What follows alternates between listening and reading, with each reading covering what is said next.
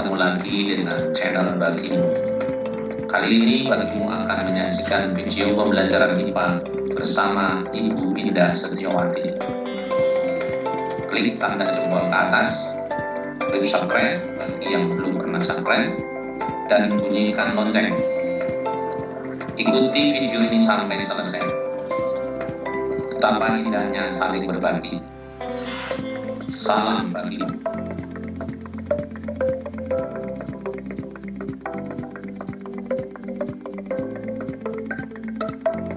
Assalamualaikum warahmatullahi wabarakatuh. Halo anak-anak, jumpa lagi di media pembelajaran IPA kelas 7 bersama Ibu Indah Setiawati.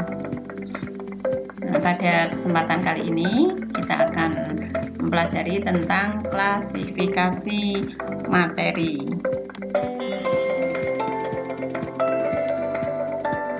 Nah, di akhir pembelajaran nanti diharapkan kalian dapat menjelaskan sifat-sifat materi zat padat, zat cair, dan gas. Yang kedua, menjelaskan pengertian unsur, senyawa, dan campuran. 3. Membedakan sifat unsur, senyawa, dan campuran. 4. Membedakan campuran homogen dan campuran heterogen. Nah, pertama kita akan belajar tentang pengertian materi. Apa itu materi? Materi adalah sesuatu yang mempunyai massa dan menempati ruang. Materi berdasarkan wujudnya dikelompokkan menjadi 3, ada zat padat, zat cair, dan zat gas.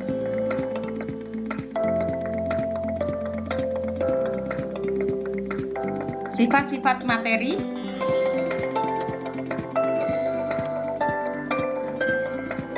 Sifat materi zat padat mempunyai bentuk dan volume tertentu. Jarak antar partikel sangat rapat. Ini partikel-partikel tidak dapat bergerak bebas. Nah, ini karena jarak antar partikelnya sangat rapat, ya, mengakibatkan gerakannya tidak dapat bergerak dengan bebas. Kita lihat untuk sifat materi zat cair ini. Bentuk tidak tetap, tergantung pada wadahnya, volumenya tertentu, jarak antar partikel agak renggang. Nah, bandingkan dengan zat padat ini agak renggang. Terus partikel-partikel dapat bergerak bebas. Nih. Bandingkan dengan zat gas. Gas itu tidak mempunyai bentuk dan volume tertentu, tergantung tempatnya. Jarak antar partikel sangat renggang, sehingga ini gerakan partikelnya sangat bebas. Berikutnya, pengertian unsur. Unsur adalah zat tunggal yang tidak dapat dibedakan lagi menjadi bagian yang lebih sederhana dan akan tetap mempertahankan karakteristik aslinya. Bagian terkecil dari unsur adalah atom. Yang kamu lihat contoh dari unsur itu ada AU. AU itu aurum, nama Indonesianya emas. Itu yang kedua ada timah. Yang ketiga ada Ag.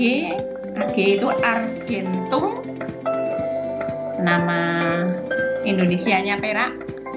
Terus ada Pb. Pb plumbun, itu timbal. Dan ada Al, aluminium. Itu contoh dari unsur. Berikutnya, unsur dilambangkan dengan simbol huruf untuk menyingkatnya. Simbol unsur yang digunakan secara internasional adalah simbol unsur yang diusulkan oleh John Jacobus Berzelius. Cara pemilihan nama unsur menurut Berzelius itu yang pertama, setiap unsur dilambangkan dengan satu huruf dari nama Latinnya. Jadi contohnya ini satu huruf, karbon, nama Latinnya carbon, C berarti nama Indonesianya karbon. Yang kedua, huruf awal ditulis dengan huruf kapital. Ya, jadi ini C-nya C kapital. Yang ketiga, unsur yang memiliki huruf awal sama diberi satu huruf kecil dari nama unsur tersebut. Ya, jadi misalnya ini kalsium sama-sama C, ya, maka dikasih satu huruf lagi, ya, A tapi kecil. Itu contoh penulisan lambang unsur.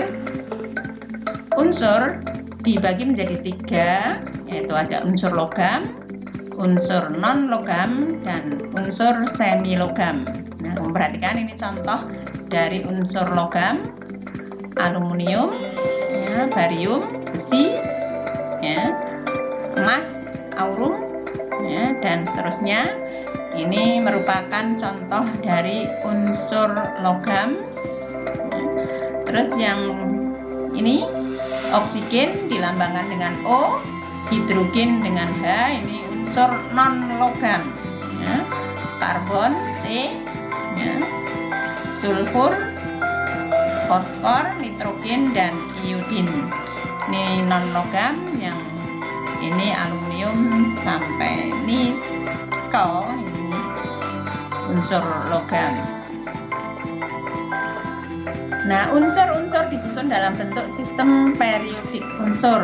Nah, ini ada di dalam sistem periodik unsur itu ada golongan-golongan dari golongan 1A, ya, 1B, dan seterusnya. Ini unsur yang memiliki sifat yang sama, hampir sama, itu dikelompokkan dalam satu kelompok. Berikutnya perbedaan unsur logam dan non logam. Unsur logam itu berwujud padat kecuali raksa. Jadi raksa itu berwujud cair, ini logam cair. Bersifat kuat dan dapat ditempa, dapat menghantarkan listrik dan panas, ya, bersifat konduktor. Sedangkan non logam itu dapat berwujud padat, cair, dan gas, bersifat rapuh dan tidak dapat ditempa. Yang ketiga, tidak dapat menghantarkan listrik dan panas atau isolator kecuali grafit.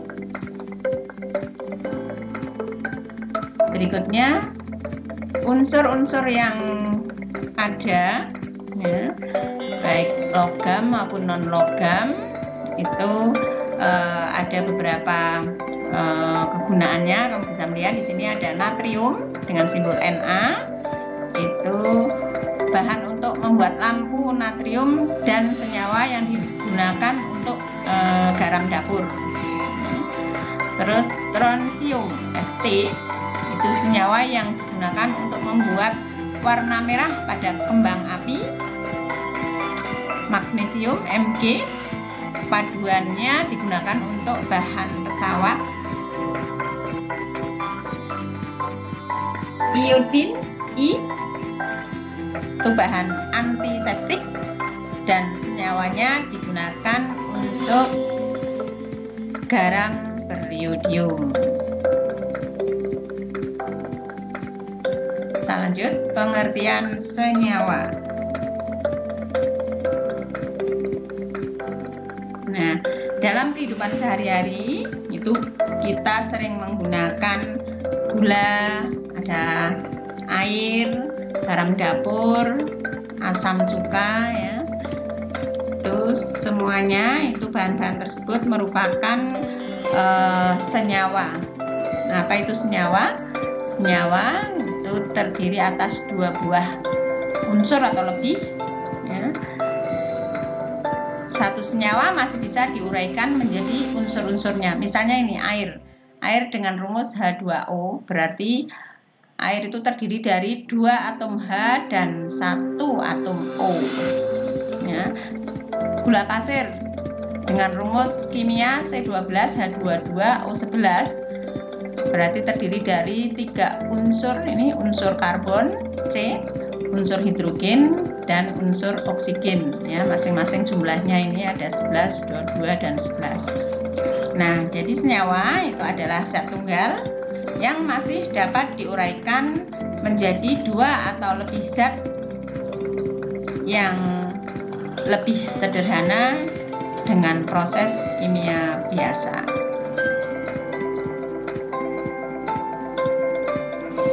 Lanjut, pengertian campuran.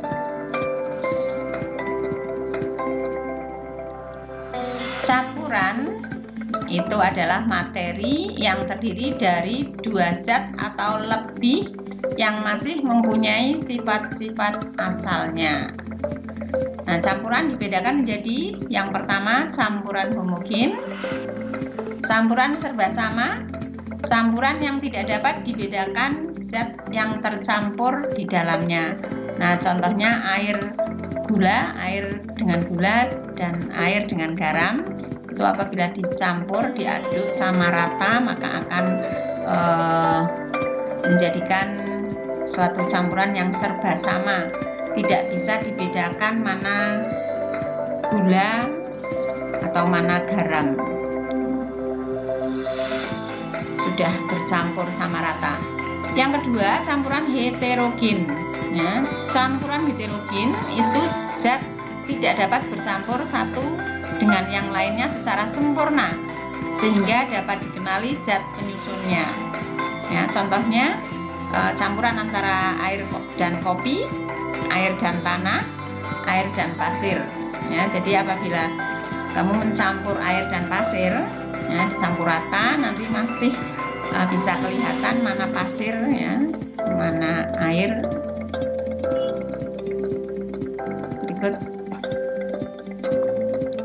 Nah, berikutnya yaitu perbedaan antara unsur, senyawa, dan campuran.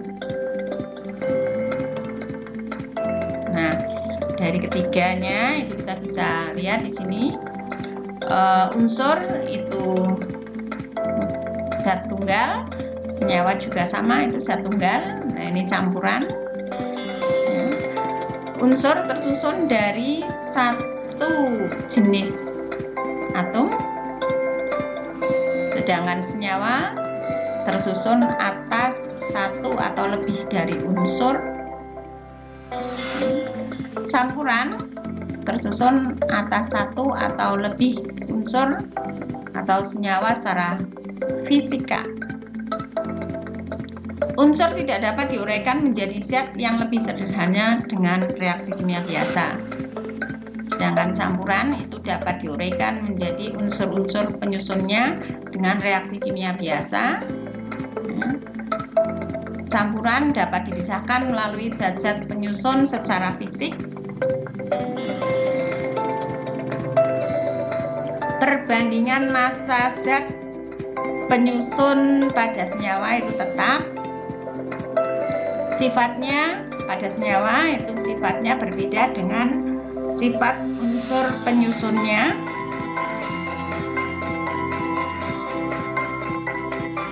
Itu anak-anak perbedaan antara unsur, senyawa, dan campuran. Sekian, terima kasih. Wassalamualaikum warahmatullahi wabarakatuh.